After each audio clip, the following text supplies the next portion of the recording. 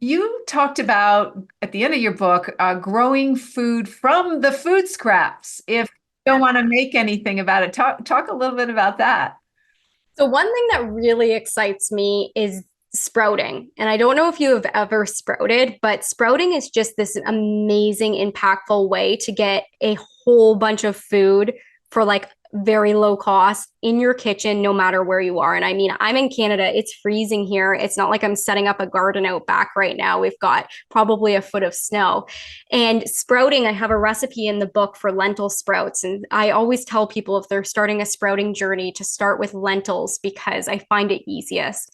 What you do is just add your lentils to a jar with water, let them soak overnight, then start rinsing them and storing them kind of diagonally upside down so they can drain.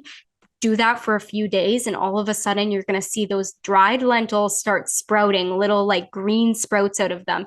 This is actually so nutrient dense. They say sprouts have a lot of anti cancer properties, incredible. And you've just grown, you'll see like a little bit of lentils will become a full jar of sprouts.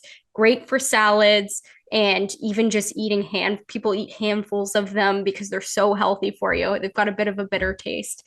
But the other things you can regrow, green onions, that's number one. I tell people to try too, is like you just pop the root of the green onions in some water and it will sprout up.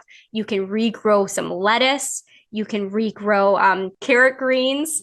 So the main idea here is you want like a shallow jar of water, and then you add either it's like your base of your lettuce, the base of your green onions, the base of your carrots, and watch that sprout and regrow. And it makes delicious food in your own kitchen. You can grow this anywhere, Canada, US, right on a windowsill, and you'll be good to go. Oh, it's great. I do grow broccoli sprouts because they are so healthy. So I have two jars going, and so I always have broccoli sprouts, mature broccoli sprouts, You're the in my best. fridge. Yeah, yeah. So now, you took the photos in your first book. Did you take the photos in your second book too? No, I did not. So I took the photos in my first book, and I have to tell you, the week I signed the book deal, I went out and bought a camera. Like, I did not know how to photograph. I didn't know how to photograph food, let alone photograph a cookbook. Somehow I pulled it out of the hat, but it was a painful experience for me because photographing food is so hard, especially from a lighting perspective. So this time I hired this amazing photographer. Her name's Shahad, and she photographs food for a living, and she just did an incredible job. And I'll tell you, being able to focus on the recipe development and creative process as opposed to photographing and making sure everything has even lighting, it was a gift. That I will absolutely, if I write any other cookbooks, hire out.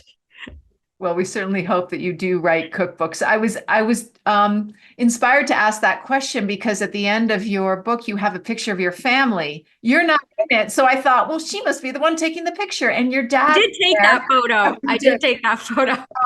Your dad is there, and he's the one that I mentioned in the intro had been diagnosed with colon cancer He's two decades fine. ago. Yeah, it's been close to 20 years. I mean, I'm 31. He was diagnosed when I was 11. So yeah, he's doing great. My parents are plant predominant. They're not vegan, but they eat a plant predominant lifestyle and really shifted that way right when I did, which was great because I wasn't alone in it. So they actually just got their copy of the book and they're pretty jazzed about it.